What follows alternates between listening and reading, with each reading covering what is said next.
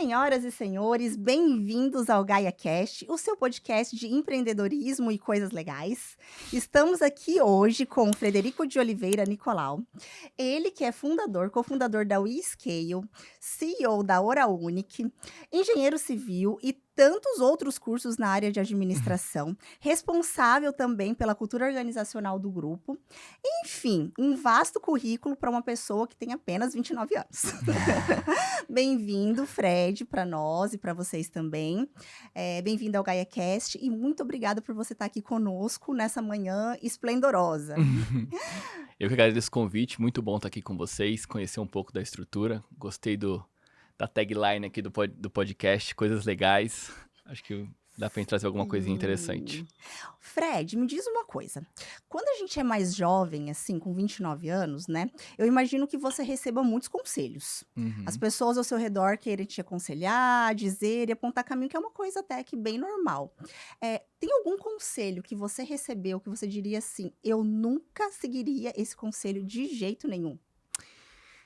Quando a gente é jovem e a gente quer fazer bastante coisa, assim, trabalhar bastante, eu tenho um hábito de ler e estudar bem, bem intenso, a gente recebe tanto da nossa família e até, às vezes, de pessoas do nosso entorno, amigos, que a gente deveria aproveitar mais a vida, que a gente deveria fazer mais lazer ou ir mais por esse caminho. Eu acho que esse é um dos piores conselhos que você pode dar para um jovem ou para alguma pessoa que está querendo construir algo relevante, assim. Eu acho que se você quer construir algo importante, algo que faz a diferença, você vai ter que se dedicar muito mais do que a média das pessoas fazem. Então, recebi várias vezes, então não foi um conselho de uma só pessoa, foram de várias. Cara, você tá indo muito rápido, você tá trabalhando demais, tá estudando muito. E eu acho que esse é um conselho ruim, assim, pra qualquer pessoa, assim. Aquele mito do equilíbrio. É, Segue o equilíbrio. Eu também nunca acreditei nesse negócio de equilíbrio. Eu consigo, meu modo de funcionar é ou obcecado ou desinteressado.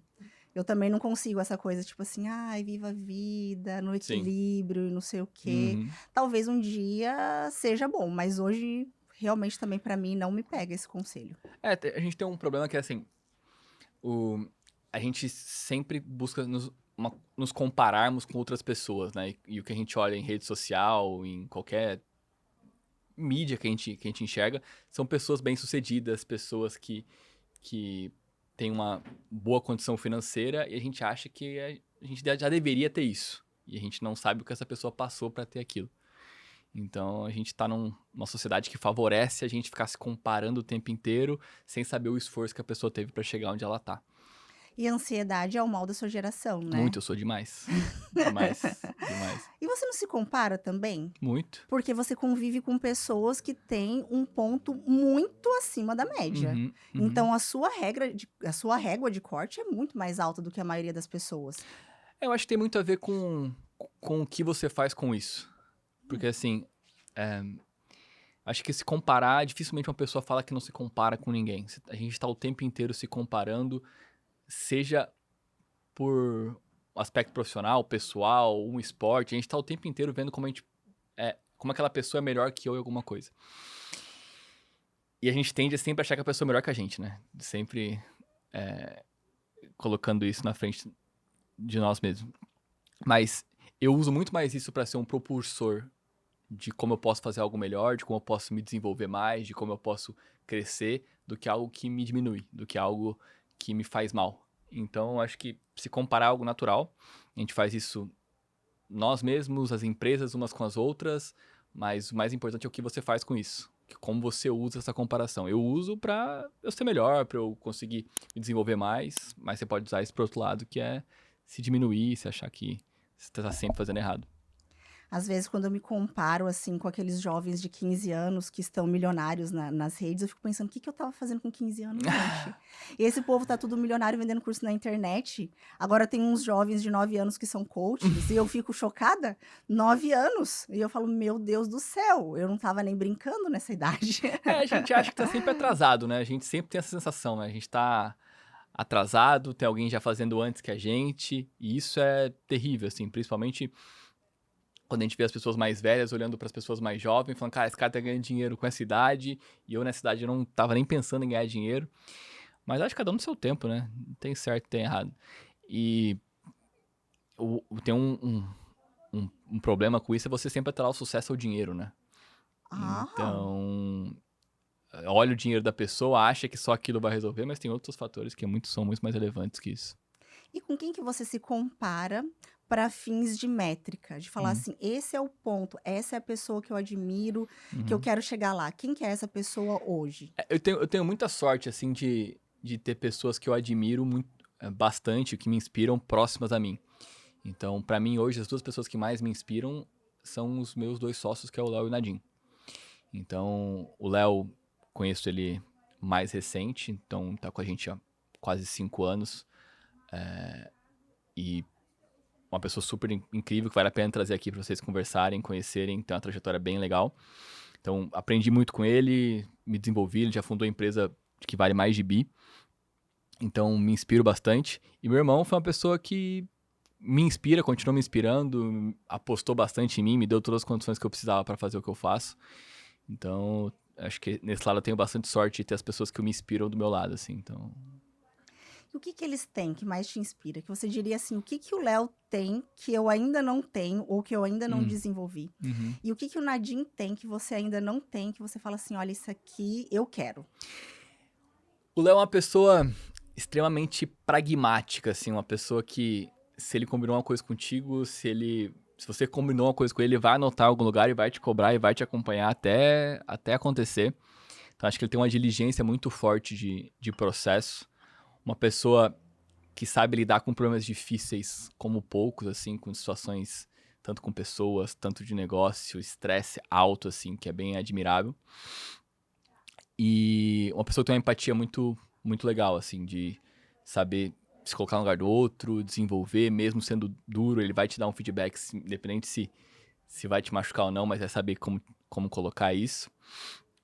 E o Nadim, por outro lado, é uma pessoa muito mais orientada a pessoas, assim, muito mais orientado a um bom relacionamento, a um network. O Nadim tem uma capacidade de se conectar com as pessoas que é incrível, uma empatia, uma pessoa que você quer estar do lado escutando, assim, quando ele tá falando. Então, acho que essas características são de cada um, assim, são. E eles são bem diferentes um do outro, né? Um pouquinho de Então, cada um. um pouquinho de cada um. Eu conheci, assim, conversei pouco com o Nadim, assim, foram poucas, Ah, tá. aliás, pouco não, Mas ele veio conversei aqui, né? poucas, esteve aqui conosco. Uhum. Eu conversei poucas vezes com ele, mas todas as vezes que eu conversei, eu saí engrandecida. Uhum. E mais do que isso, o Nadim, ele é uma pessoa que ele se conecta com você, ele faz você ser edificado, só que ele é uma pessoa ao mesmo tempo muito confortável. Uhum. Eu adoro estar ao lado de gente confortável. Parece que você consegue ser você mesmo. Uhum. Você consegue abrir seu coração e ser você mesmo com ele, sem muito medo de julgamento. E eu Uhum. acho isso tão admirável. Ele é muito. Léo, e eu sinto isso com você também. Hum. Eu acho que você deve ser de família, então. É, Deve ser pode ser. uma coisa Mas, mais fluida, assim, mas ele é, sabe? ele é mesmo, assim, o Nadim é uma pessoa desde sempre, assim, que se preocupa muito menos com a opinião dos outros, assim. E ele tem uma característica também que é muito legal. Ele não tem medo de errar, assim. Ele tem uma tolerância ao risco, assim, muito forte. Então, a gente pode contar aqui a quantidade de empresas que a gente tentou e não deu certo. Que hoje a gente olha só o que dá certo, né? Mas tem muita coisa que a gente fez e deu errado. E o que fez dar errado foi o que levou também as coisas darem certo. Então, uma característica bem legal também. Você falou do Léo a questão do pragmatismo. E Uhum, você é engenheiro. Engenheiro uhum, civil? uhum, Eu vejo que os engenheiros, assim, eu convivi muitos anos com o pessoal de engenharia, porque eu fui casada com um engenheiro 14 anos. hum, E ele era uma pessoa muito pragmática uhum, e também muito cartesiana. uhum, Dados. Tem que ser empírico, é científico. uhum, E eu não, eu sou uma pessoa sonhadora, né? Lógico que eu também tenho os meus momentos de pé no chão, mas essa coisa de pragmatismo, às vezes, para mim era muito difícil de uhum, conviver. Agora, contigo, né? O que que você trouxe da engenharia para uhum, essa área de administração? Você, quando analisa as coisas, você analisa dados, eu quero métricas, eu quero números, cadê a planilha? Ou uhum, você vai mais pelo feeling, pelo uhum, sentir, que é da área da saúde, né? Do seu uhum. irmão é muito mais É, área da saúde, área do sim. diagnóstico, do Uhum. analisar o ser humano. Qual que você pega mais, É, assim, no seu dia a eu falo dia? assim, o Nadim, ele é da área da saúde, mas ele não é dentista nem de perto, assim. Ele é uma pessoa mais de humanas, assim, mas não para perspectivas de saúde. Mas acho que os dois são importantes. Primeiro, acho que tem que colocar que você ser bom de processo, organizado, olhar dados, métricas para tomada de decisão é importante. Assim como não ignorar a sua intuição, o seu feeling do que vai acontecer também é super relevante. O Nadinho é uma pessoa muito mais de feeling do que de dados, apesar de ser uma pessoa boa com números. O Léo, por exemplo, é uma pessoa mais de dados do que de feeling. Eu vou mais um pouquinho por ser engenheiro, mais pra esse lado aqui de olhar métrica, informação para tomada de decisão. Mas é algo que eu pratico, tentar escutar um pouco mais o que tá no coração do que ficar só olhando pro número, porque para mim é muito mais fácil, eu funciono muito melhor preto no branco, um pouco mais cartesiano, do que no feeling, na percepção de que algo vai acontecer, que é o caso do Nadinho, assim. Então o Nadinho enxerga as coisas um pouquinho mais cinza, assim. Na hora de pegar os dados, na hora de tomar a decisão, você pega os dados, fica meditando na planilha ali, olhando para aquilo, ou você fala assim, eu vou desopilar. Vou sair, vou andar. Como que você funciona? A tua cabeça, assim. Eu tenho bastante ideia tomando banho, assim. Acho que a gente geralmente tem... geralmente a gente tem mais ideia quando a gente não tá fazendo nada, né? E a gente, às vezes, menospreza a importância da ociosidade. É muito relevante você ter tempos na tua agenda que você pare e não tenha nada pra fazer. E o mal da minha geração, do momento que a gente vive, é porque a gente é forçado a sempre estar fazendo alguma coisa. Então a gente tá andando no trânsito, para o trânsito, a gente pega o celular. A gente tá fazendo qualquer coisa, dá um tempinho, a gente pega o celular e olha uma mensagem. Então, a gente acabou perdendo um pouco desse espaço ocioso que a gente tinha pra pensar. E hoje a gente tem que ter uma rotina, uma doutrina muito maior de ter esses espaços na agenda pra gente refletir e pensar sobre. Então eu gosto de ter isso, gosto de parar e não fazer nada pra eu conseguir Nem que refletir. seja no banho. Nem que seja no banho. Por isso que no banho a gente é forçado 100% a não fazer nada, né? Então, acaba tendo bastante ideia. Tem ideia antes de dormir também, que a gente para e reflete. Mas eu gosto sempre de olhar pra informação. Sempre, pra tomar decisão mesmo, assim, pra ir em frente, eu prefiro enxergar um relatório, olhar o que tem de dados, informação pra gente seguir. Mas de novas ideias, de pensar em coisas diferentes, assim, eu prefiro quando tô sem fazer nada, assim. Fred, sabe que eu tava conversando com uma... Eu fui pra China recentemente e tava conversando com uma consultora. E ela tava dizendo que na China, os celulares agora, eles estão vindo muito à prova d'água, porque os chineses mais jovens estão levando o celular pro banho. Eles estão levando imagino. o celular para o banho. Então, nem no banheiro a pessoa tá em paz. Gente, olha o que é isso. Olha o grau de ansiedade. Pelo menos a gente tá, na hora do banho eu tô aqui calmo. E eles não, eles estão levando o celular pro banho, gente. Eu tô assim, chocada com essa nova geração. Tô pensando o que vai ser desse mundo. Não, mas Ou o que vai ser de nós nesse mundo. Não, mas é por isso que agora a gente tem que saber que existe esse problema. E acho que a gente não encara isso ainda como um problema, sabe? A gente não encara que as redes sociais, principalmente, são algo que precisa, não que regulamentar no sentido de, o que pode publicar ou não, mas o quanto da utilização de qualquer mídia é muito relevante. E a gente não faz isso, a gente não se policia, a gente não coloca tempo pra olhar, a gente não limita nossa quantidade de horas que a gente assiste as coisas. Então, acho que agora a gente começa a ver esse problema e a gente vai ter que lidar com ele. Nossa geração tem que Você passa dar um quanto jeito. tempo na internet, assim, nas redes sociais? Se você fosse chutar, assim. Então, depois que a gente começa... Eu passava muito menos, eu tinha até um limitador ali de 15 minutos. Mas depois que a gente começa a produzir conteúdo, né? A se posicionar, a trazer mais informação nas nossas redes, a gente acaba... Hoje eu consumo, sei lá, não sei te falar, mas tranquilamente umas 2, 3 horas talvez. Eu uso também pra ver ideia de produzir conteúdo, pra ver o que eu posso colocar de interessante. Então, tem me atrapalhado um pouquinho.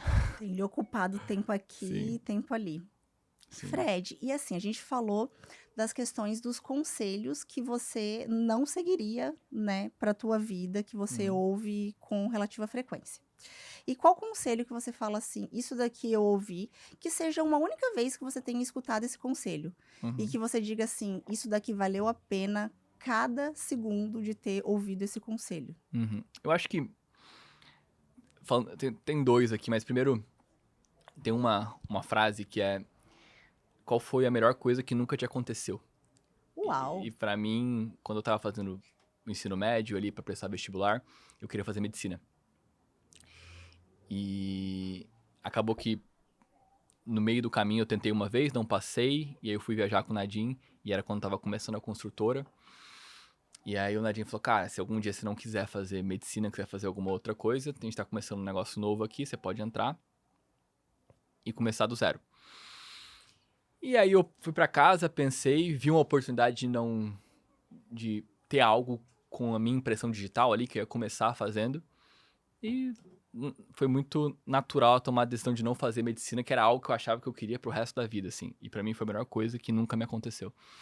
Se eu tivesse feito medicina, eu seria uma outra pessoa e com certeza não tão feliz como eu sou hoje. E um outro, que não necessariamente foi um conselho que eu recebi de alguém, mas foi algo que eu fui modulando, enxergando outras pessoas, é o quanto faz diferença você se basear por bons livros, assim, sabe? Se estudar, parar, refletir. Então eu faço isso há muitos anos, de maneira muito recorrente.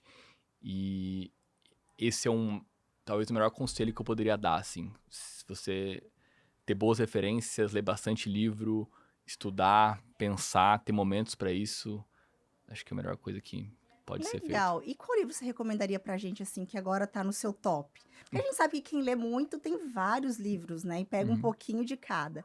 Qual que agora, assim, na sua cabeça tá o mais fresco, assim, que você fala? Esse daqui eu recomendo muito. Eu gosto muito, tem um livro do Naval Ravikant, que é um cara que ele tem meio que, acho que é meio que um fundo de investimento lá nos Estados Unidos. E é um livro que ele conta ele é quebrado em dois, um guia para a felicidade e um guia para a riqueza. E o autor que escreveu o livro não foi o próprio Naval, ele chama O Almanaque de Naval Ravikant, o livro, mas não foi o próprio Naval que escreveu. O autor, ele pegou todos os tweets que ele fez, todos os podcasts que ele participou e desenvolveu esse livro em dois modos, riqueza e felicidade. E é muito bom mesmo, vale super a pena, assim, pra quem quer criar uma vida mais próspera, pra quem quer ser mais feliz, assim, é muito legal, tem bastante reflexão interessante. Qual, assim, que você pega, assim? Reflexão que você diria desse livro que... Uma que eu gosto muito e eu uso bastante é que não existe legado. A gente fala muito de legado, que marca que eu vou deixar pro mundo, qual vai ser, quando eu sair daqui, o que vai acontecer comigo, como as pessoas vão lembrar de mim. Mas fato é que a gente, 2, 3 gerações pra frente, a gente vai ser esquecido. E no livro ele faz uma comparação, cara, os sumérios foram muito importantes pra matemática, né? Mas você não consegue falar o nome de nenhum. Ai, que profundo. Talvez você não consiga saber quem é seu tataravô, você não consegue saber o nome. Então, a não ser que você seja um Jesus Cristo, uma pessoa muito famosa que vai perdurar por gerações, a grande chance é que você vai ser esquecido 2, 3 gerações pra frente. Então, pra mim não existe esse negócio de legado, assim, tem que fazer o que te faz bem e o que... Viva a sua vida agora. Ah, O legado, ele no fundo talvez seja uma grande armadilha do ego, né? uhum, Do tipo, eu quero deixar algo, eu sim, quero fazer algo que transcenda uhum, quem eu sou e tudo mais.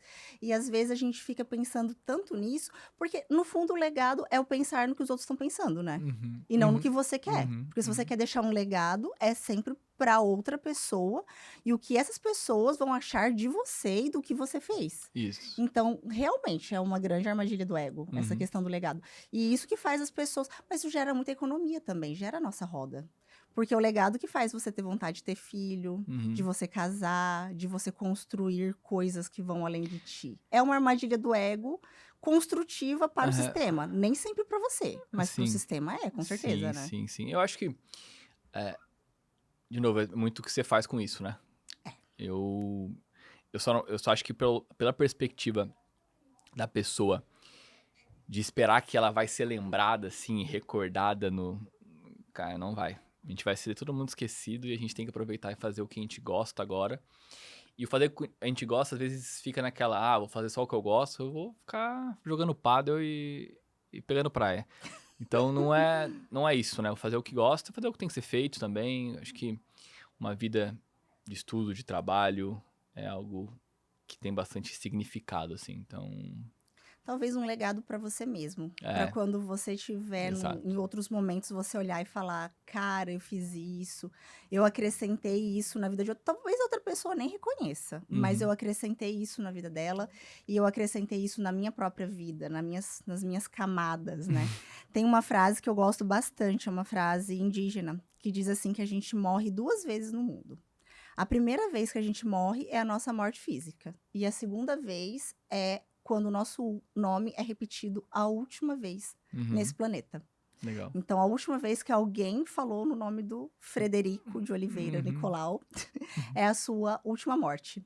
A hora que você realmente vai ser esquecido. Legal. E isso exige muito desprendimento. A gente saber que talvez a gente não seja tão relevante assim. Que a gente só tem que ter relevância talvez para nós mesmos e para quem seja importante na nossa vida, né? Sim. Tem um conselho que eu não me arrependo, que na verdade até eu exulto de não ter. E eu reaplico esse conselho aliás, um desconselho. Desconselho. As pessoas me deram esse conselho, que eu estudei na faculdade de administração e tudo mais, eu não aplico e eu falo para as pessoas, cara, eu acho que é bom não aplicar isso, que é fazer conta para tudo. Assim, ó, antes de você montar um negócio, conheça profundamente esse negócio, saiba tudo sobre ele, faça planos de negócio, capte recursos, faça aí uma programação para 3 anos na frente e tudo mais. E quando eu penso nisso, eu falo, gente, se eu começo a fazer plano, fazer conta, sentar e fazer todo o planejamento de negócio, eu não tenho mais vontade de fazer.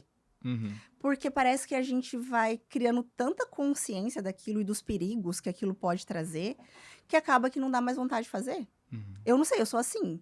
E você gerencia muitas empresas, não é? O grupo Scale hoje está com quantas empresas? São 7 empresas. 7 empresas. E para essas 7 empresas, você fez todo esse procedimento de ficar fazendo análise, ou você foi mais assim do tipo, cara, isso daqui vai dar boa, eu faço, acontece, e depois eu começo a dar aquela análise, como a gente estava conversando aqui antes das câmeras, de que na nossa bandeira está escrito ordem e progresso. E o Fred estava falando que, na verdade, às vezes a gente precisa primeiro ter o progresso e depois a ordem. Como que você diz isso para as empresas que você ali, né, faz Eu essa acho que assim, administração? a gente precisa valorizar o feeling assim das pessoas, principalmente de quem tá à frente do negócio, de quem fundou o negócio. O fundador geralmente tem bastante percepção de próximos passos assim. Mas o empreendedorismo tem uma dose de inconsequência, assim. Se você for fazendo conta pra tudo, você não vai empreender, não vai criar um novo negócio. Então, obviamente, no tamanho que a gente tá agora um pouco maior, as decisões de investimento em uma outra empresa, elas são mais estruturadas do que eram no passado. A gente tentou várias coisas, posso falar de vários negócios que deram errado, que a gente tentou, e muito mais feeling. Hoje a gente busca um pouquinho mais de equilíbrio. Tem sim o feeling, mas olhar um pouco mais o mercado, olhar um pouco quais são as possibilidades de dar certo, de dar errado, o que pode interferir, quais são os cenários que esse negócio pode percorrer. Num pior cenário, como que a gente vai lidar. Então hoje a gente tem lá até um comitê de aprovação de novos negócios, que a gente tem um pouco mais de profundidade. Quem são os fundadores, quem são o time que está ali por trás. Mas ainda assim precisa ter um pouquinho mais de feeling ali, de percepção também. Mas acho que a gente hoje consegue fazer um pouquinho mais com dado, com informação, mas sem ignorar o feeling, que no passado era só feeling, 100%. Às vezes a gente comete muitos erros, né? Como eu falei, primeiro aqui no Gaia sempre foi assim. Primeiro a gente fez, realizou, e depois a gente foi colocando as coisas, né, em pratos limpos. Só que tem erros que a gente comete, que a gente olha e fala assim, tá dentro do esperado. Esse erro aqui tá ok e bola pra frente. E tem erros que a gente comete que a gente fala assim, meu Deus do céu, por que que eu não vi isso antes? E dá aquela culpa, aquela sensação de desespero, né? E qual que assim você diz que foi o seu erro na sua jornada, tanto com relação às empresas ou com relação à sua vida mesmo, que você fala assim, não podia ter errado. Isso aqui, sabe? Que você fala assim, ai, não podia. Mas acho que... O que você sente, assim? Tem alguma coisa? Eu acho que eu tenho uma capacidade aqui me perdoar um pouquinho mais rápido, assim, de quando eu erro, assim. Eu me preocupo bastante em fazer o correto, me cobro muito, mas eu tento me perdoar mais rápido quando eu erro alguma coisa. Eu acho que erros que mais me marcam, assim, é em relação a pessoas. Quando você traz uma pessoa e erra na posição, isso é muito ruim. Gente, isso é muito ruim. E o mesmo quando você demora demais pra demitir uma pessoa que tá te fazendo mal. Então eu tenho caso nos dois, que eu acho que isso custa muito pra empresa, ou pra qualquer negócio, você errar a mão com as pessoas. Então, acho que esse é um erro que...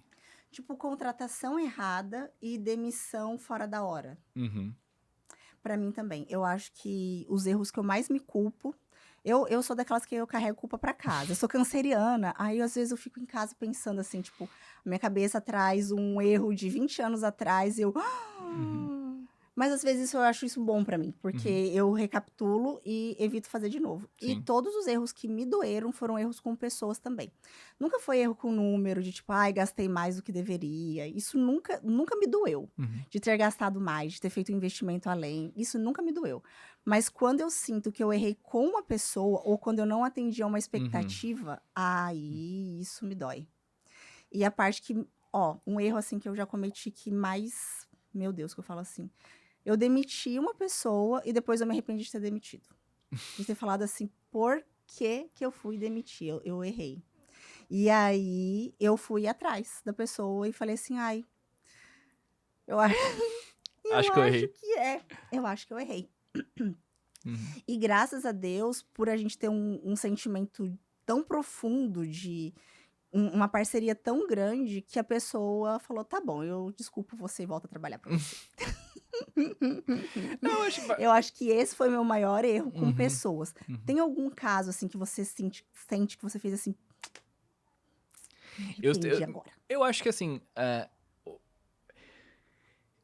tem casos que mais me prejudicaram, assim, foi de demorar demais pra demitir uma pessoa, assim. Então, isso eu acho que... E demitir é muito ruim, né? Você passar por aquele processo, Gente, chegar... é horrível. Mas tem que fazer. A gente... Hoje já faço com mais naturalidade, a gente já faz isso com um processo um pouco mais organizado. Mas no passado era muito mais difícil. Muito mais difícil. E o Nadim, por exemplo, é uma pessoa que tem super dificuldade de demitir. Muita dificuldade. Muita dificuldade. Tanto quando a gente faz qualquer movimento no escritório, ele até sai. Ele nem participa. Então, mas é algo que faz parte do processo, assim. Faz parte. Tem que aprender, amadurecer. É muito pautado. A gente tem uma plataforma lá de gestão que a gente usa, que tem um ambiente onde a gente coloca todos os feedbacks que você dá para a pessoa. Então eu vou lá, dei um feedback para você em relação a tal assunto, eu vou lá, escrevo esse feedback e deixo lá na plataforma. Então no momento de demissão ou de alguma retirada da pessoa, você vai lá, abre com ela tudo que passou. Cara, olha só, tô te demitindo, porque eu te fiz esse feedback, esse aqui não melhorou. Então, assim, Legal que vocês têm parâmetro pra fazer é... isso. Não é um demitir do Neida, né? Não, nem Não é. pode, nem Eu pode. acho que esse erro a gente cometeu e esse erro a gente não comete mais, né? Uhum, Porque hoje a gente está implementando isso que você falou, de você ter um feedback estruturado. Porque daí, quando você vai demitir a pessoa mesmo já sabe que será uhum. demitida. Porque ela já vem de uma, né, de um histórico, de uma análise, de uns pedidos. Então, para a pessoa também acaba não sendo uma novidade. Não deveria ser surpresa, né? Mas às vezes, hoje com a gente acontece muito pouco surpresas, assim. Acho que a gente tem trabalhado bastante forte para conscientizar os líderes, envolver a liderança para que isso aconteça cada vez menos. E quando chegar na hora de demitir, quando chegar no momento de desligar a pessoa, que seja algo já esperado, sabe? Já Pela esperado. pessoa e por toda a equipe também, né? Sim, Porque sim. daí a equipe também não é pega de surpresa. A própria equipe vê que tá tendo um parâmetro, que tá tendo ali uma situação cíclica de Uhum. que aquilo vai ter como consequência ou uma promoção Uhum. ou uma demissão. Sim, sim. Porque aí se torna uma coisa previsível e as pessoas sabem o que você tá esperando delas também, né? Uhum. Uhum. Porque quando é uma demissão, assim, quando isso aconteceu, que foi um grande erro nosso, foi uma demissão que a equipe também não esperava. Então, não foi bom nem para a pessoa, nem para a equipe e nem para nós. Ainda bem que a gente conseguiu ajustar, mas não foi uma situação nem um pouco agradável. Acho que foi o pior erro que a gente já cometeu na nossa história do Gaia. E são dois movimentos muito importantes para você exemplificar a sua cultura. Quando você demite, ou quando você contrata, ou quando você promove, são os dois principais movimentos de demonstrar para o ambiente que você está quais são os comportamentos que você valoriza ou não valoriza. Então, quando você demite uma pessoa do seu negócio, todo o entorno olha e fala, cara, os comportamentos que aquela pessoa teve não são valorizados aqui. E o mesmo quando você promove. Quando você promove uma pessoa, a galera olha e fala, cara, essa pessoa aqui tem esses comportamentos e por isso que ela foi promovida. Mesmo que você não fale quais são. Então, são dois movimentos que têm que ser feitos com cuidado, porque a mensagem que passa para a cultura da empresa é bem relevante. Você coloca a pessoa num pedestal de análise. Não num pedestal de santidade, mas num pedestal acho que eu não diria essa palavra, mas um pódio. A pessoa olha assim, esse é o primeiro lugar. E o que essa pessoa fez para ter esse primeiro lugar, então eu vou modular essa pessoa. Né? Eu faço uma modulação desses comportamentos. Aí, Fred, você me falou dessa plataforma, da qual vocês colocam ali todos os feedbacks, o que foi feito, o que foi dito. Então, eu que sou de fora, eu estou imaginando que seja uma demissão muito mais por um ciclo de comportamentos e de situações que aconteceram do que de um fator isolado. Mas existe algum fator isolado, algum comportamento que se uma pessoa tiver uma única vez que a pessoa fizer aquilo, vai ser demitido. Existe isso? Além do óbvio, né? Roubar, essas coisas. Mas... Roubar, matar. Mas eu já demiti uma pessoa no passado, que ela era do meu time. A gente estava numa reunião X lá, não lembro nem qual que era a reunião, para discutir uma situação, e ela levantou o tom de voz num nível muito mais alto do que a gente geralmente faz. Então, isso foi algo que eu tomei a decisão de demitir por conta desse momento, assim. Porque é algo que a gente nunca lá no escritório bate na mesa ou fala alto, ou levanta o tom de voz, a gente permite que isso aconteça. As pessoas vão entender que isso é normal. Então, para nós, é um tipo de comportamento que não faz sentido. Gente, eu acho que também é uma cultura muito tóxica. Só quem já trabalhou em um lugar onde as pessoas gritam tem noção de quanto que isso é danoso. Isso cria um medo institucional. As pessoas vêm trabalhar preocupadas, principalmente se quem fez uma coisa dessas era um gestor. Aí mais difícil ainda. Mas sabe que assim, eu conheço culturas de empresa onde se tem muito palavrão, onde se tem mais gritaria. É que eu acho que não tem certo e errado aqui, sabe? Eu acho que cada cultura tem a sua cultura. A cultura, ao mesmo tempo que ela atrai pessoas, ela expulsa pessoas. Cultura boa ou cultura forte, não cultura boa, cultura forte, ela vai atrair e expulsar as pessoas que estão erradas. Então, tem pessoas que se adaptam nesse tipo de ambiente, de mais gritaria, de mais intensidade, de mais energia, vamos dizer assim. Mas não é pra nossa cultura, não é o que a gente faz, não é o que a gente acredita. E você sabe que às vezes a pessoa se adapta. E ela adoece sem perceber que aquela cultura está adoecendo ela. Vou te dar um exemplo. Eu trabalhei na segurança pública, policial, durante mais ou menos 8 anos. E na polícia tem essa cultura, a cultura da força. Então, uma pessoa, para demonstrar força, ela faz coisas assim, muitas, não todos, né?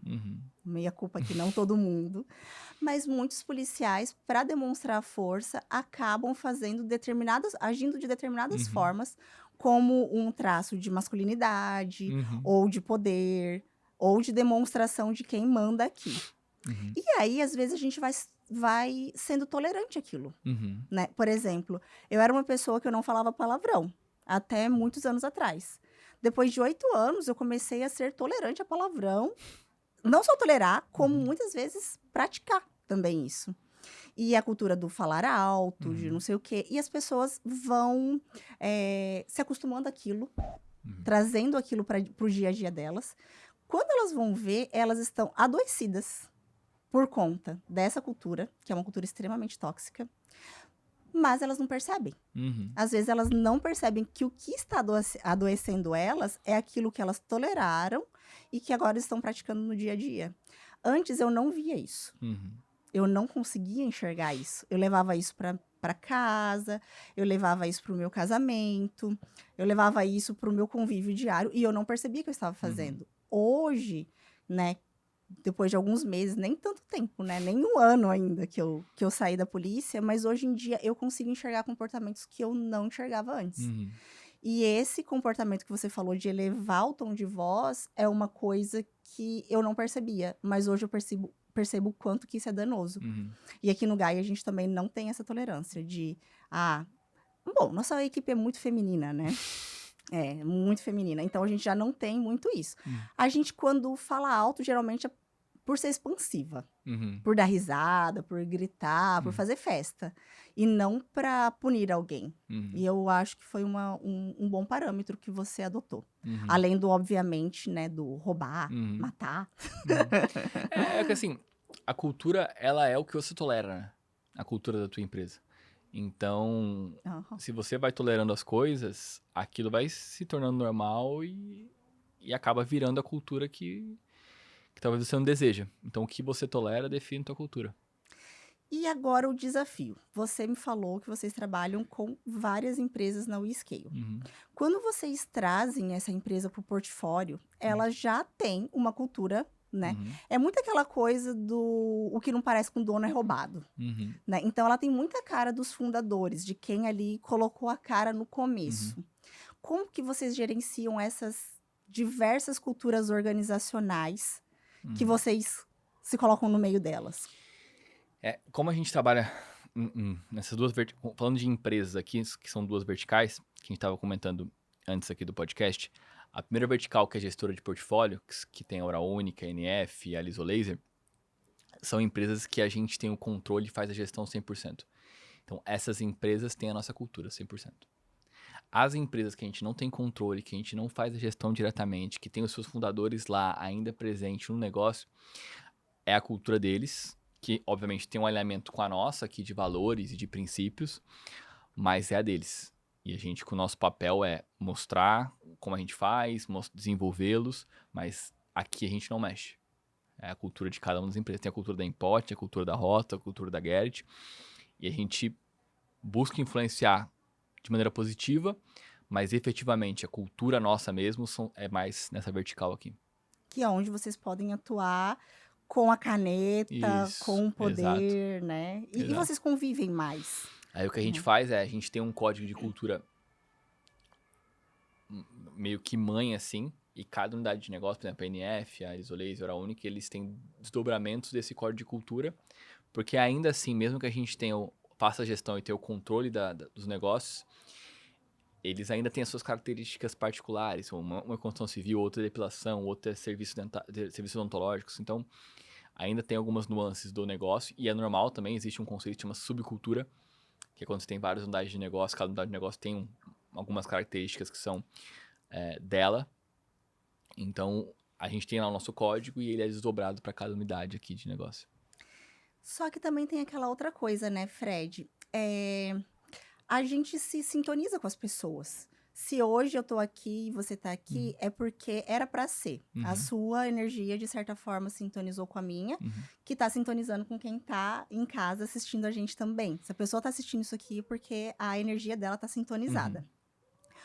O que essas empresas que vocês, por mais que vocês não tenham implementado a cultura diretamente, que estejam numa outra vertical de vocês, qual é a essência que você sente que deu match?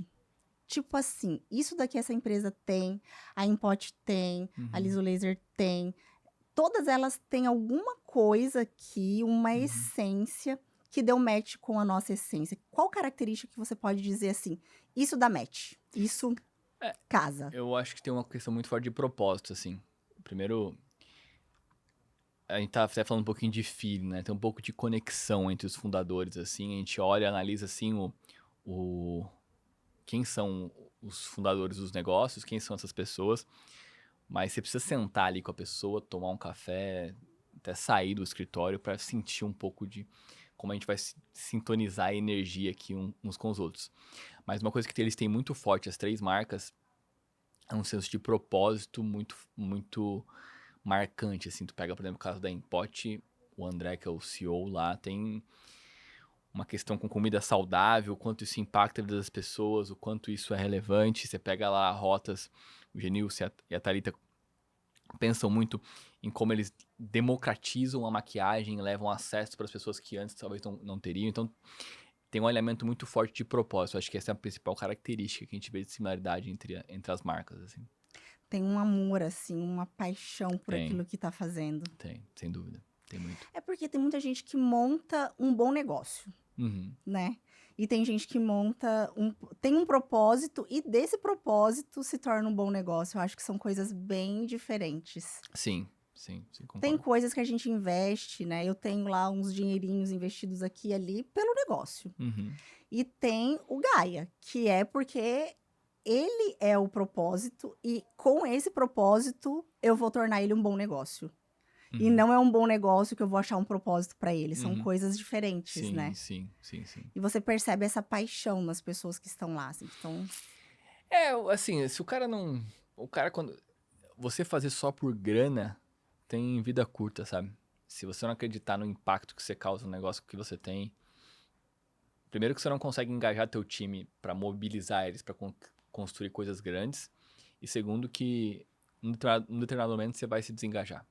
E você consigo mesmo não vai querer mais pensar nesse negócio. Então, precisa ter um propósito, precisa ter algo um pouco mais genuíno, assim, mais na essência pra construir um negócio grande, sabe? O dinheiro, ele não é um motivador por muito tempo, né? Não. Porque depois que você alcança determinados sonhos, determinada qualidade de vida, determinado patamar, o dinheiro já não se torna mais a coisa mais relevante. Não é aquilo que, né? A gente baliza muito o sucesso por dinheiro, né? Isso que é um problema, assim, né? E que é super relevante, sem querendo menosprezar a importância do dinheiro, né? É um indicador importante, algo que mostra o quanto o teu negócio está indo bem ou não, sem dúvidas. Mas tem muitas outras coisas que a gente acaba esquecendo de contemplar e se torna até menos feliz do que poderia ser, porque não consegue ver felicidade em coisas pequenas, sabe? Olha o engenheiro falando, é um indicador. O dinheiro é um indicador. E quando você adquiriu alguma coisa que você percebeu que, assim, usando o dinheiro como indicador mesmo, só o dinheiro, que você falou assim, quando você fez determinada coisa, adquiriu determinada coisa, que você falou assim, essa métrica agora que valeu a pena. Um delírio de consumo, qualquer coisa, uma coisa Eu acho que assim, grandiosa. pra mim é melhor. Eu acho que não tem um bem assim que eu comprei que me marca, assim, não tem nenhum mesmo. Eu não, É um rico, né? A pessoa rica. não, eu acho que o que mais me marca assim é viajar, assim, fazer uma boa viagem, ir pra bons lugares. Isso me marca mais do que comprar um carro, comprar alguma coisa assim. E qual viagem que foi assim, ó, o seu delírio de consumo? Do tipo assim, cara, eu queria muito isso e eu fui batalhar e eu juntei dinheiro pra isso. Tem alguma coisa que te Eu fiz uma fez viagem esse assim, ano que tipo, foi muito tá, legal, assim, que a gente investiu um pouquinho mais, assim. A gente foi pra Itália, fomos pra Suíça, fizemos ali alguns passeios bem interessantes. Acho que foi uma viagem que marcou bastante, foi muito bom, assim. Mas de novo, eu não tenho algo que seja material, assim, vou comprar alguma coisa. Não é muito a minha, não. Sou meio desapegadão dessas coisas. Não é verdade.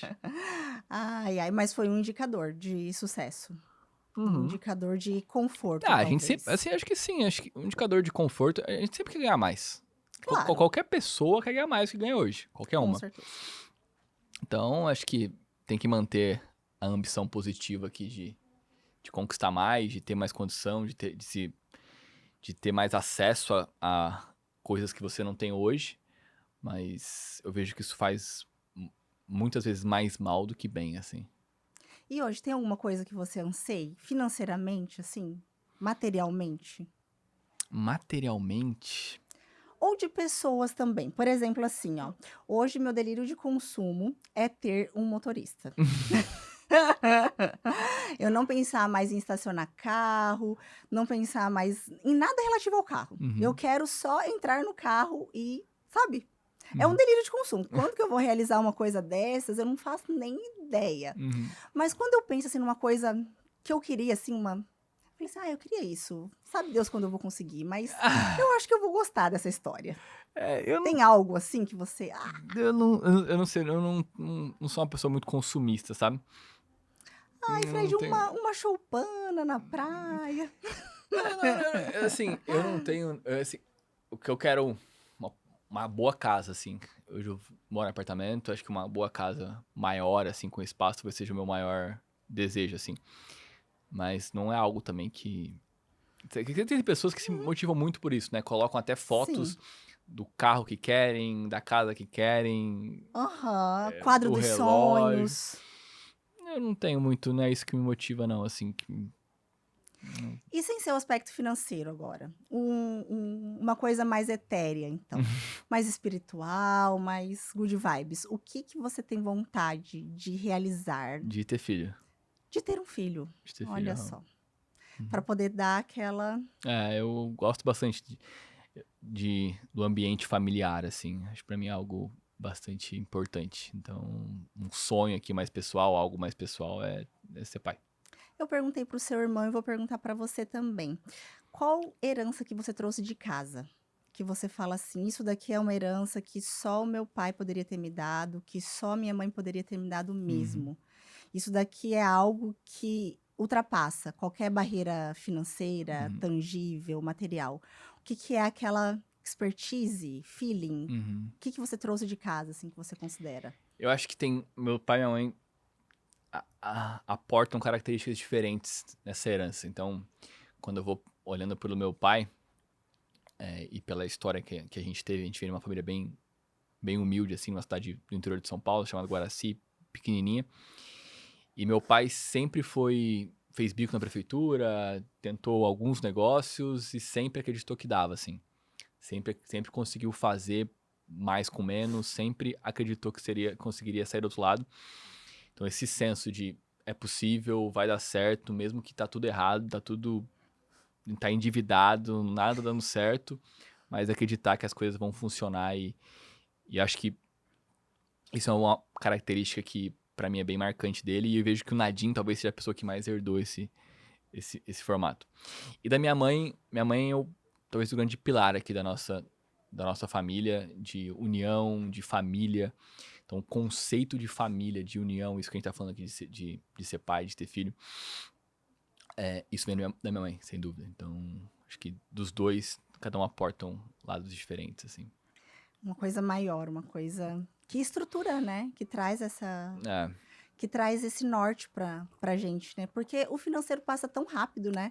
é, A gente vive naquela dicotomia, né? Entre o desejo de ter e o tédio de possuir. não, e assim, Às vezes, quando a gente baliza muito por coisas materiais, você quer ter. Aí depois que você tem, passou. é, E quando você tem uma coisa mais etérea, vai pro longo prazo, vai além, e a né? gente, assim, a gente fica pensando, quando eu tiver tal dinheiro, eu vou ser mais feliz. Quando eu ganhar tanto por mês, eu vou ser mais feliz. Eu já pensei isso. Quando eu ganhasse o que eu ganho hoje, eu não precisaria mais fazer nada, eu estaria completo na minha felicidade aqui. E não fica assim. Se você não é feliz na condição que você tem hoje, você não vai ser feliz na condição futura que você vai ter. Você precisa ser feliz com o que você tem, não que isso seja impeditivo de almejar outras coisas, mas se você não conseguir ser feliz com o que você tem hoje, você não vai conseguir ser feliz porque você tem mais coisas no futuro. Eu acho que eu tô sentindo o que você tá querendo dizer. Eu acho que o que te motiva mais é o desafio Uhum, e não o resultado final, né? Eu acho que é muito mais você tá fazendo coisas e agregando coisas e uhum, engrandecendo o ambiente do que tendo aquilo, né? A uhum. materialização daquilo, né? Eu acho que quando você simplifica mais a tua vida, no sentido de você consegue achar propósito nas coisas mais simples, ela fica mais fácil. Quando você consegue ficar feliz pelo momento de estar com a tua família, pelo momento de simplesmente assistir um filme, quando você consegue deixar a tua felicidade atrelada a coisas mais simples, a vida fica mais fácil. Às vezes a gente fica buscando atrelar a felicidade a uma viagem, a quando eu conquistar aquele bem, a quando eu ganhar tantos por mês. E aí você vai deixando a vida mais complexa e te traz menos felicidade, assim. Então, eu acredito numa vida com um olhar mais simples te traz mais felicidade, assim, mais senso de propósito, assim, de preenchimento. E eu acho que o ápice da elegância é a simplicidade mesmo. É. É quando você consegue cortar tudo e manter a essência das coisas. Fred, e fora da WeScale, fora da Oura Unique, o que você faz? O que você faz no seu dia, assim, fora Eu tenho uma dali? rotina bem chata, assim, não tem, não tem nada demais, assim, minha rotina é muito simples. Eu acordo, treino, rezo pela manhã, leio, saio pra trabalhar cedo, volto tarde, faço meus esportes, faço jiu-jitsu, faço pádel. Minha vida é bem simples, assim, é bem chata, assim. Mas treino o quê? Vamos ao mais... Eu treino Vamos à jiu-jitsu, essência. treino pádel e academia. Então eu alterno entre essas três modalidades, corro um pouquinho também. Faço exercício todos os dias, 100%. E tu vai à academia ou você faz na academia do prédio? Academia embaixo do meu prédio. Então, Sozinho ou com personal? sozinho. Tem que Gosto ter essa muito, disciplina. eu gosto muito de escutar podcast, né? Então, pra mim é um momento que eu uso pra aprender também. Ai, eu queria tanto gostar de academia. Eu não gosto também, não. Ai, meu sonho. Não gosto. Então, uma coisa que eu não gosto de fazer é academia.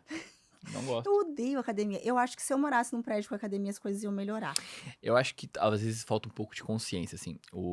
Tem um livro que ele chama Outlive. Outlife. Ele é de um médico que ele chama Peter Attia. E esse médico, ele lidava com câncer. E só que ele via que o resultado do trabalho dele era sempre muito de curto prazo. A pessoa vivia mais 2, 3 anos e morria, geralmente. E aí ele se sentia frustrado porque ele não conseguia salvar as pessoas.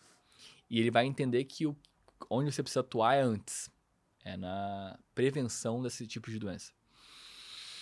E aí ele começa a estudar sobre isso, o livro inteiro é sobre isso. Sobre como você aumenta os teus anos de vida e como você aumenta os teus anos saudáveis de vida, né? Porque no final da vida a gente já tá... Postergando a morte, já tá não postergando. vivendo, né? E a reflexão que ele faz é, cara, como é que você quer viver a sua última década? Como é que você quer... O que você quer fazer? Você quer estar fazendo algum esporte? Quer estar sentado numa cadeira? Quer fazer o quê? E quando você começa a fazer esse tipo de reflexão, começa a olhar para o teu futuro, pensar uma coisa que às vezes a gente ignora. Se eu quero, na minha última década, que ele chama, levantar uma criança de 20 quilos, eu tenho que começar hoje levantando 60, 70, porque a gente perde, em média, 17% da força a cada 10 anos depois dos 30. Que história triste. Então, assim... Tô ficando preocupada já gente não comigo se faz. mesma. Ai. Tipo, esse tipo de reflexão que a gente faz, de como eu quero viver o resto, a minha velhice ou a minha última década, pelo menos pra mim, né? Me motiva, assim, a fazer eu ter uma vida mais saudável. Eu comecei a fazer treino de estabilidade, que eu não fazia, por conta do livro, porque é importante ele mostra lá também um gráfico de como as pessoas morrem de queda, depois ficam mais velhas. Tem um gráfico bem interessante.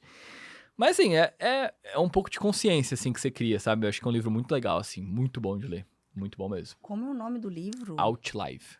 Outlive. E você lê em É, português. Em português, tudo. Não, eu li em inglês, mas ele tem em Olha aí, português. será que tem já em traduzido?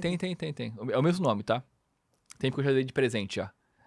Então eu Vamos sei fazer um que... sorteio desse livro. É muito bom, tá? É muito bom. Muda bastante a vida, assim. Você repensa bastante coisas.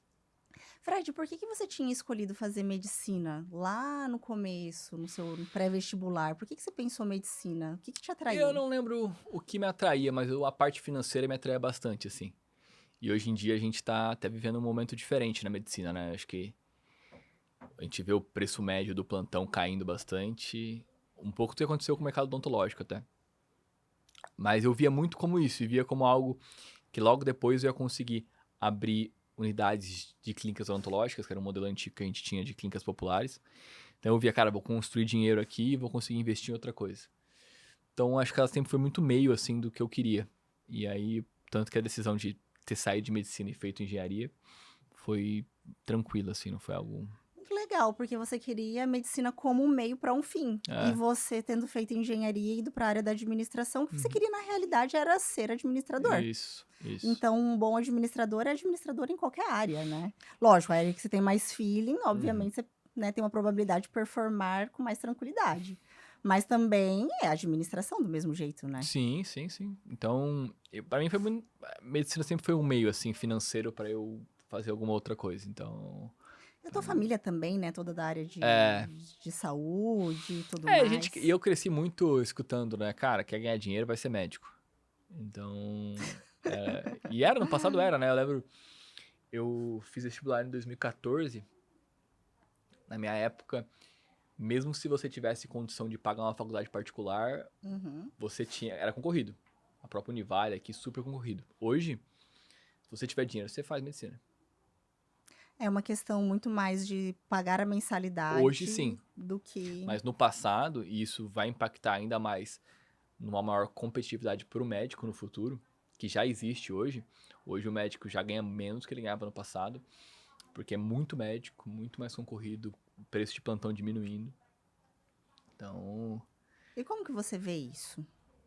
eu vejo que é seleção natural.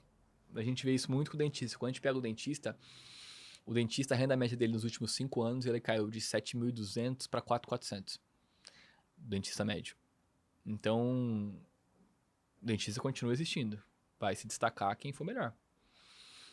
É uma demanda que cresceu muito, a oferta não acompanhou, isso acontece conosco, vai acontecer com medicina sem sombra de dúvida, isso vai acontecer, tem muito mais faculdade de medicina, muito mais médicos sendo formados ano contra ano. E é seleção natural, é Darwin. Fred, perguntas difíceis. Você com 29 anos, você entrou já em uma posição de comando, de liderança e de força dentro do grupo. E como era para você chegar e administrar e muitas vezes ter que conscientizar, contratar e demitir pessoas que têm muito mais experiência Uhum, que você e muito mais idade? uhum. Como que isso era para você? Eu não comecei comandando, assim, passei por eu comecei na construtora que a gente tem, empreendi também, eu tenho clínica odontológica, tive Olha uma empresa de aí. reforma também no passado. Mas eu comecei na construtora, fazia compras, cuidava um pouquinho do financeiro, e depois de um tempo aí que eu assumi a consultora inteira. Depois na Hora Unique, principalmente, quando na Dinheiro CEO, eu fiquei com as áreas de educação corporativa, com as áreas de RH, tecnologia, até com um time de vendas eu fiquei uma época. Então eu passei por bastante áreas até chegar aqui. E sempre liderei pessoas mais velhas que eu, sempre. Como que era a sensação? Não, e eu acho que muito, de novo, né, a gente falou muito sobre isso, né, o que você faz com isso, né? Pra mim era um motivador bastante grande, assim, porque eu falava, cara, eu não tenho o tempo que essa pessoa tem de vida e o que ela conquistou de experiência pra estar aqui. Eu preciso de alguma outra forma compensar essa minha falta de experiência, esse tempo. Preciso encurtar esse tempo de alguma forma. E com isso eu fui ler muito mais, muita coisa. E quando a pessoa me trazia alguma referência de uma experiência passada, eu trazia de algo que eu já tinha lido para conseguir conversar. Então eu busquei compensar minha falta de experiência com o estudo. E isso para mim fez bastante diferença, porque as pessoas, você pode estar em qualquer posição. Quem te faz líder são as pessoas que você lidera. Se as pessoas não acreditarem que você é um bom líder, que você está tomando a direção correta, independente de quem você for, as pessoas não ficam. Então, a forma que eu encontrei de acelerar isso, de trazer coisas para a mesa, foi estudando, buscando, e aí as pessoas vão te respeitando, vão vendo que você não está ali por acaso, e isso vai melhorando. Porque o cargo é uma posição, né? Mas a liderança é uma conquista É, diária, né? São todos os dias ali você tendo que... o título não te faz líder, assim, quem te faz líder são as pessoas. Exatamente. O Calil já tá dizendo pra gente que o podcast está acabando. Mas eu acho que passou tão rápido. Meu Deus do céu, tenho certeza que já deu 1 hora, Calil. Fred, assim, pra gente ir finalizando, a gente fazer um jogo aqui conosco. Hum. Se você fosse indicar um seriado hoje para os nossos ouvintes, qual seriado que você indicaria? Um seriado. É, uma série, novela, enfim. Ah, assim, eu gosto. Eu gosto bastante de ficção, assim, mas pensando numa perspectiva mais de negócio, tem uma série do We Crash. Ah, essa é do coworking, É né? do Esse coworking. aí é do coworking. Eu acho que é bem legal, assim, acho que vale a pena de ver, assim. Acho que é bem Essa do interessante. iCrash, a Bruna fala que eu sou o personagem principal. O Adam Newman. O doido. É. E ela é o sócio bonzinho. É bem legal, mas a história é muito legal, o Ai. jeito de... O que eu acho bem interessante é como ele vendeu uma ideia e conseguiu tanto dinheiro, assim, porque muito foi uma ideia. Então, acho que é bem legal. Tem bastante...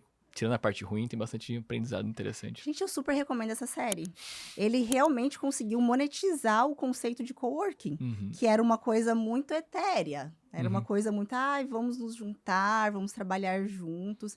E o americano tem disso, né? E isso é impressionante na cultura americana, de pegar uma ideia que talvez não seja nem da cultura deles, não seja nem da área, mas eles conseguirem fazer aquilo de uma maneira sistemática e tornar Uhum. aquilo, colocar aquilo para o mercado e ganhar dinheiro e criar um parâmetro lá em cima. Uhum. Eu adoro isso na cultura americana. É muito bom. O E eu filme amo essa série por causa disso também. é uma série muito legal. Vale super a pena. Tá, um elemento. Fogo, terra, água, ar. Vixe. Qual que você seria hoje? Um elemento. Aham. Essas perguntas estão muito Muito good muito, vibes. muito filosóficas. Eu não sei, eu acho que...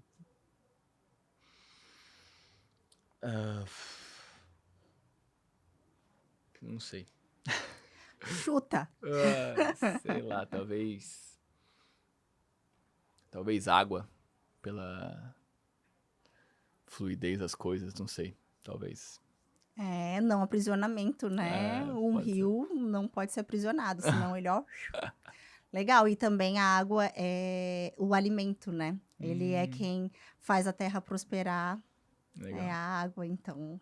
Então, profundo, e tá de todos os lados, né? Vem debaixo da terra, do ar, é uma coisa de louco. Tá, um esporte.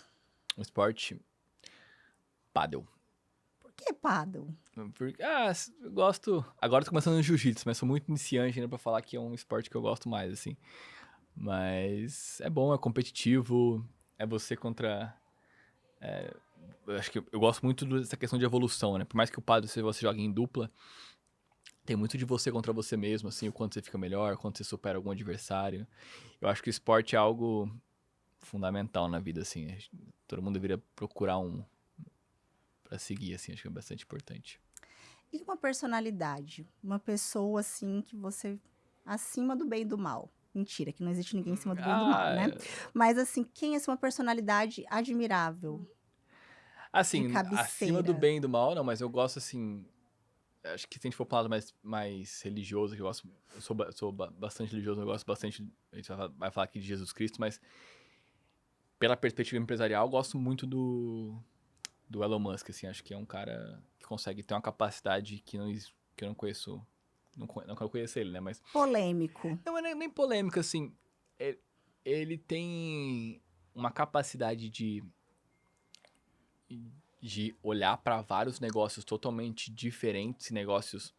É lançamento de foguete, é carro elétrico, Casas. Cara, é tudo muito diferente, assim. E ele consegue... É uma rede social... E ele consegue liderar tudo isso, assim. Então, é uma pessoa bem comum, assim, que dá pra aprender bastante. Legal. E agora sim, pra gente finalizar mesmo o nosso tempo de podcast, eu vou pedir pra você dar um conselho pra quem tá começando agora Uhum. e um desconselho. Um desconselho é assim: olha, se eu fosse você, eu não faria isso.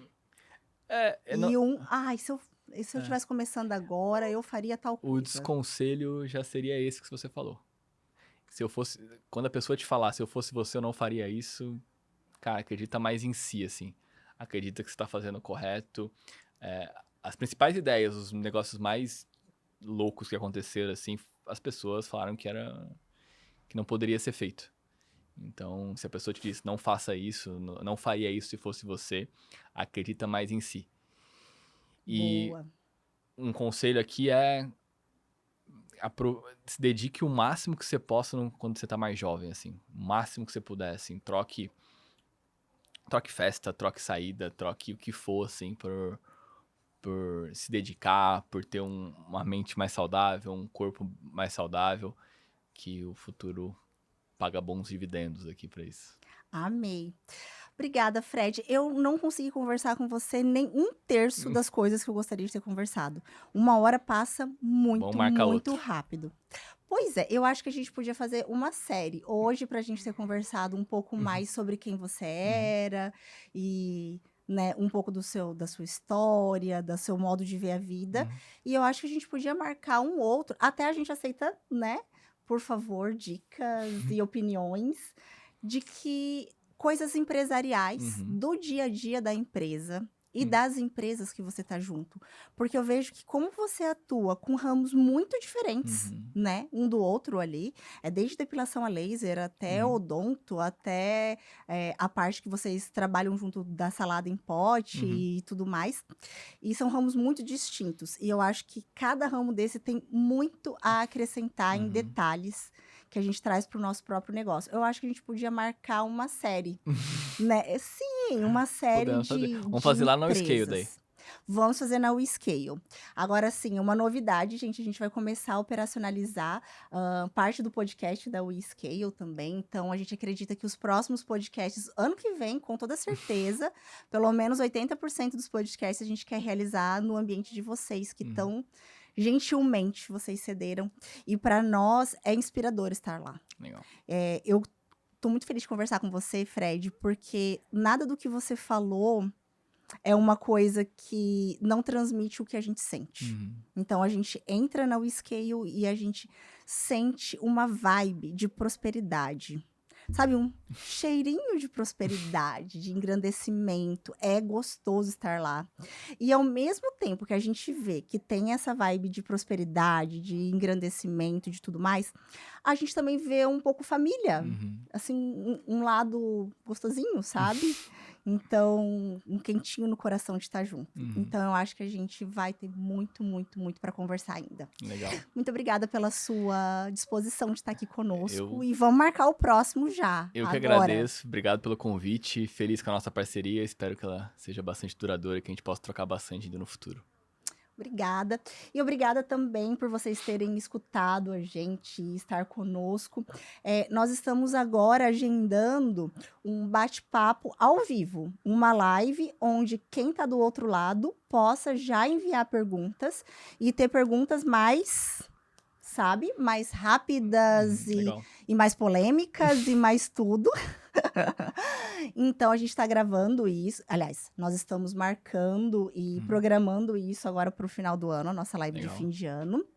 E a gente conta com a presença de todos vocês. E obrigada por tudo, gente. Obrigada por vocês estarem conosco. E é isso. Conectar pessoas e propósitos no melhor ambiente para a sua empresa. Essa é a missão do Gaia Coworking. Abraço e até a próxima.